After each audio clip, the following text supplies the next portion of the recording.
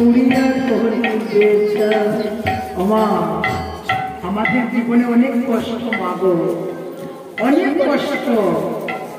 কেমন করে কষ্ট জানেন? যেদিন আমার জন্ম হয়েছিল সেই যে জন্মের যে কষ্ট মা, সেদিন বুঝতে পারিনি মাগো। কারণ আমরা সবাই অবুঝ ছিলাম। যেদিন আমাদের মৃত্যু হবে, যেদিন আমাদের এই পচা দেহ থেকে যেদিন আমার প্রাণ বের হয়ে যাবে, সেদিন আমরা সেই কষ্টটা উপভোগ করতে পারবো না। কারণ সেই সময় আমার সৎ জ্ঞান থাকবে, সৎ বুদ্ধি থাকবে।